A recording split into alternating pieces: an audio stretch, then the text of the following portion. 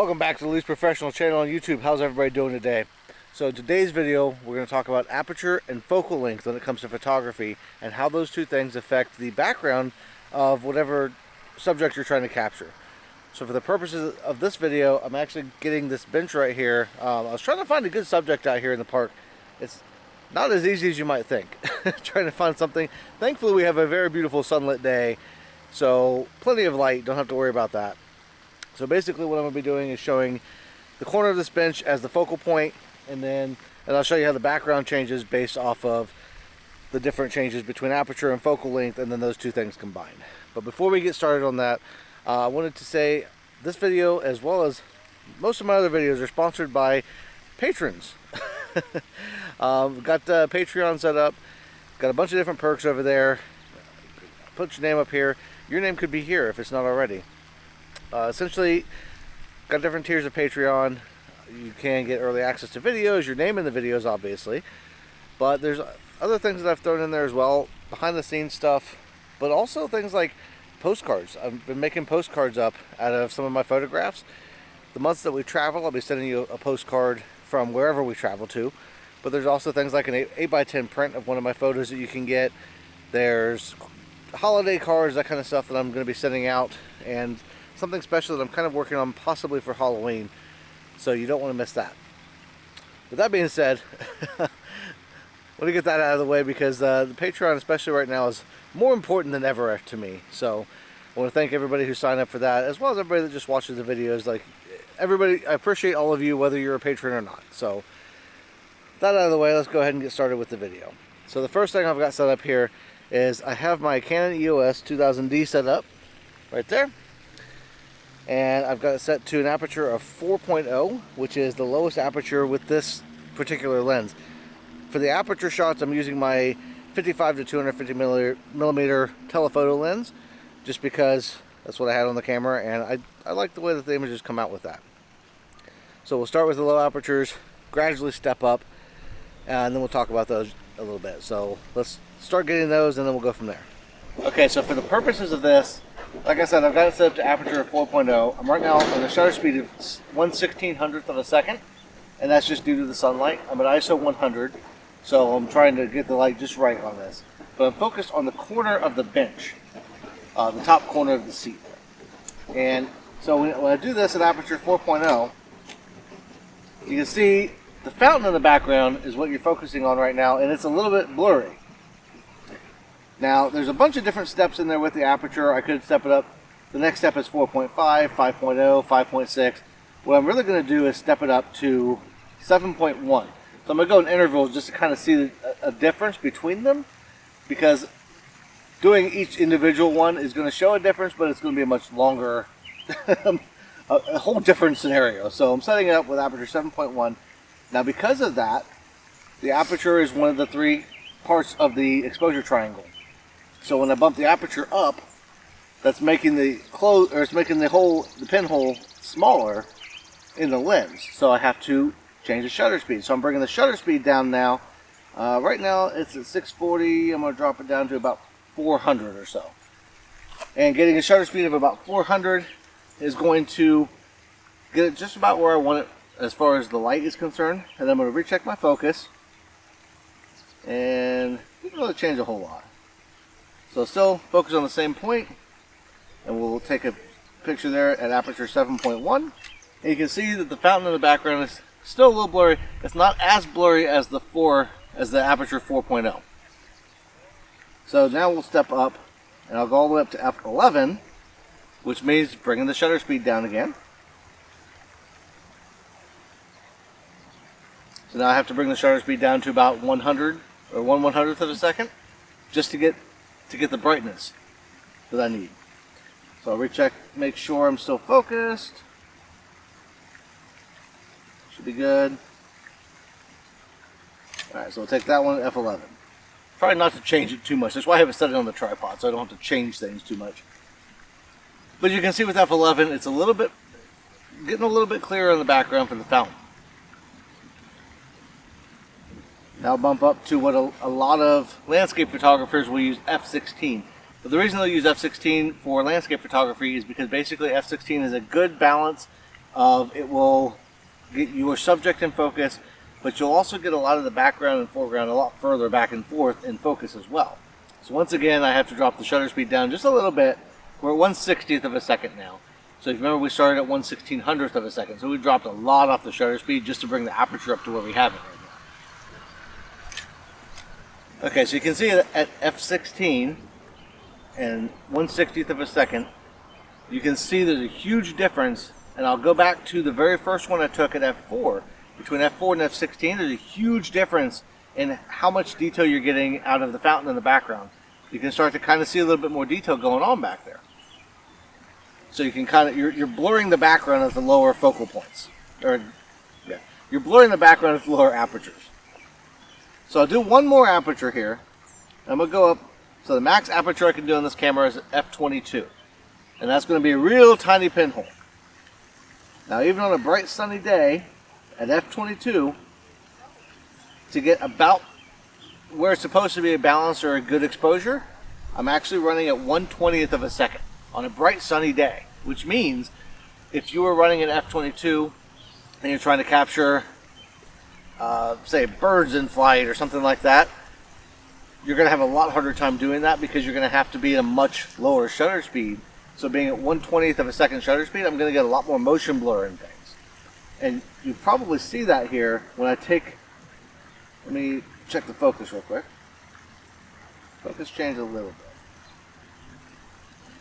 But you should see a little bit of that here with the fountain. You'll see some sharpness in the trees and stuff in the background, but the fountain itself, you're going to start to see a little bit of motion blur with it now, as opposed to the background blur that was in there before, just because at 1/20th of a second, it's capturing the light, and it's starting to blur things up a little bit. And that's good for like waterfalls and that kind of stuff, but that's a whole nother video.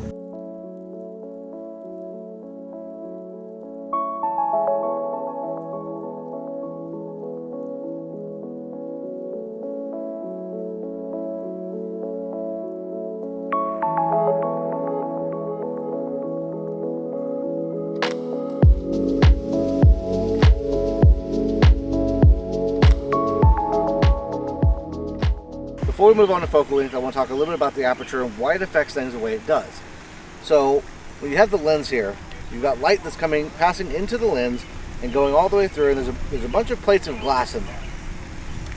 And when you have that aperture wide open, you're letting a whole bunch of light in. Like every bit of light that's hitting the lens is coming all the way through, and it's coming back to hit the sensor. As you close up the aperture, you're letting less light in, but it's more directed light. So whereas if you have this set to the focal point of like right here, this is going to be in focus because this is what all of the lenses in here are set to focus on. You're making this light as sharp as possible. The light coming from back there, like at the fountain for instance, it's getting you're getting a lot more light in, and it's coming in at different angles, and so it makes it a little bit more blurred. Now, from this focal point, when you have your aperture set to aperture 4.0 for instance, everything coming this way, all the way back, is going to get blurrier and blurrier as you go.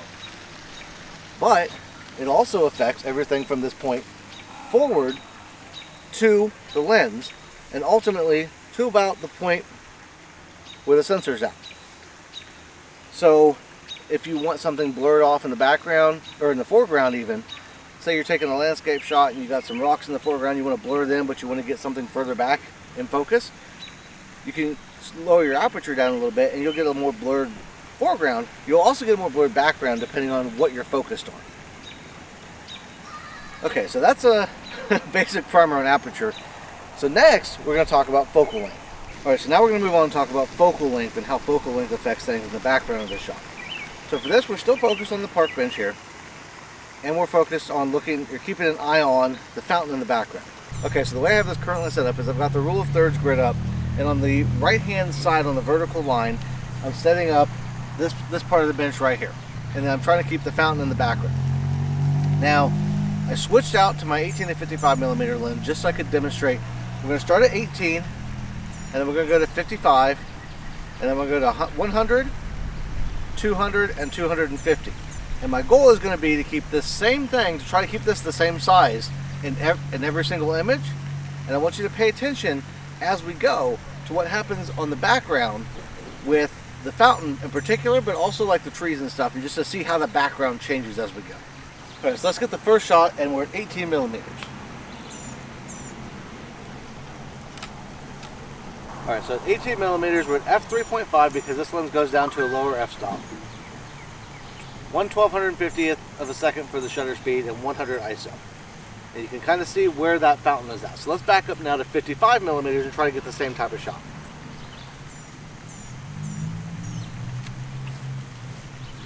Okay, so now you can see how much further I had to go back to get a pretty similar shot. I tried to get it as best I could. It's not perfect, I don't think, but it's about as close as I can get. So I'm still focused on the park bench, and I'm still looking at the fountain, but you'll notice now so I just took the image here, you'll notice now that the fountain is in a different spot in relation to the bench. There's a much bigger gap there between the bench and the fountain. There's a much bigger gap now between the bench and the fountain, and the background's starting to close up a little bit. So now, I'm going to go ahead and switch it off, and we're going to switch over to the 55 to 250 millimeter lens and go to 100 millimeters. Okay, so now I'm at 100 millimeters. I've had to back much further up. As you can see now, I'm more like 20 feet away from the bench as opposed to where I started at like 3 feet away. So I'm at 100 millimeters, and I've got the bench about the same spot. And in this shot, you can see now the fountain is completely out of the shot. And the trees in the background have kind of started to creep up a little bit. Now I've got my focal length right now, or I've got my aperture set at f5. And I'm running at about 1/640th of a second for the shutter speed. I'm still at ISO 100. I'm trying to keep the ISO down just to keep the noise out of it. And now we're going to back up to 200 millimeters. So if we set it to 200, and now we're going to back much further up.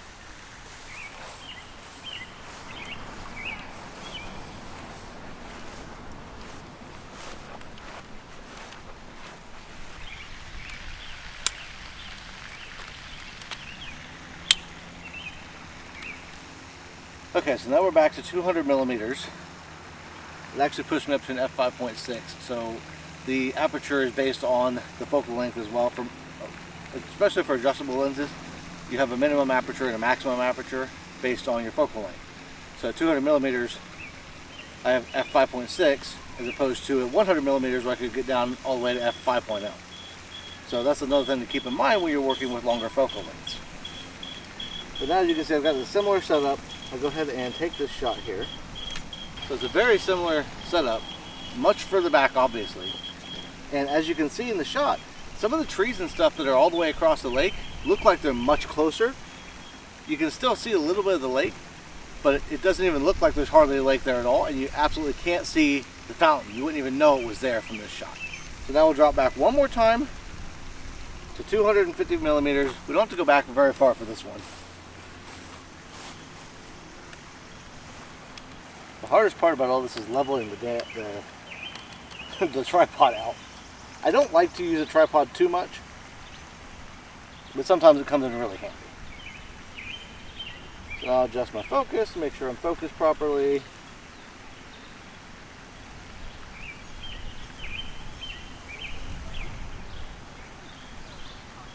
And I'll take the 250 millimeter shot.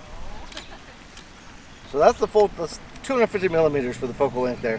So let's see how far. I'm gonna count the steps from where I'm at here up to the front. I know I wasn't 100% perfect on the bench, but I got it as close as I could in each different shot. I think I did pretty good. You guys let me know in the comments what you think. But let's count the steps and see how far back we went from our original starting point.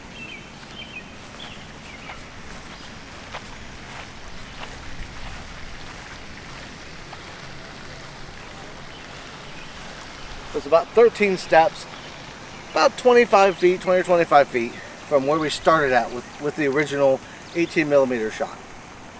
And you can see what the difference is. In that first 18 millimeter shot, you can see the fountain, you can see the pond in the background, everything looks really, really solid. And the further back I got, and the longer my focal length was, the closer it brings the background up.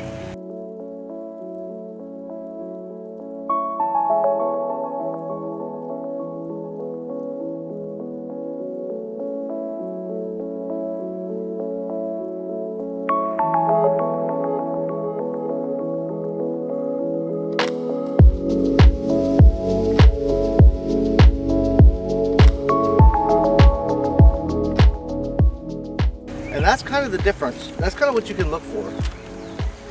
So it all depends on what kind of shots you're trying to take. If you're trying to take portrait shots, a lot of times people, with their phones, when they're taking a selfie with their phone and that kind of stuff, it'll automatically blur the background and give it some fancy effects. But if you're doing it with an actual camera and you're trying to take portrait shots or you're trying to take landscape shots, depending on what kind of shot you're trying to take, you're going to go for a different aperture, you're going to go for a different focal length. So, for instance, if I wanted to take a headshot of somebody for if I want to take a headshot of somebody for like LinkedIn or a Facebook profile or whatever that happened to be, and they wanted to have like the background kind of look like it's bringing forward and blurred out, well, in that case I would go with a longer focal length, and I would bring the aperture down as far as I could for the lens, because every lens is different, but I bring it down as far as I could, and that would blur the background, and it would kind of give a little bit of and it would kind of give it the effect of the background being much closer than it actually is. If I'm doing something more landscape, let's say I'm taking a picture of a mountain range or something that I really want to show just scale, well, in that case I would go with more like an 18mm or something lower for the focal length, because what that's going to do is it's going to show the actual grand scale of everything and give you that idea of distance and things being much further back. So it all depends on what you're trying to take, what kind of images you're trying to take. I do this with flowers, macro photography. It's all the same when it comes to those two things, focal length and aperture. Those will make or break your photo, right along with light. Now today we didn't have to worry about lighting, but in the next video, that was a loud car. Today we didn't have to worry about light because it was bright and sunny, but in the next video, I'm actually planning to talk about how light impacts photos and how different lighting conditions can make an image look different. So if you enjoyed the video, hit the thumbs up button, subscribe so you don't miss any more videos. I do a lot of different stuff on my channel. The photography stuff I'm kind of leaning really heavy into over the summer here, and I've got a lot more time on my hands. Recently I had a change in circumstances, so I'm going to be focusing a lot more over the next several weeks on making videos, working on photography stuff. I'm actually trying to get a photography business started and up off the ground. So if you're interested in that kind of stuff, I'm over on Facebook. I've got Twitter, Instagram, all the social medias. So follow me everywhere, and check out the Discord. I'm on Discord all the time. If you're not familiar with Discord, it's an online messaging app, and you can join. We got a server. We got a bunch of different channels in the server. It's real simple. I can explain it to you if you join. It's not a big deal, but that's all I got for now. Everybody have a great rest of your day, and I will see you in the next one.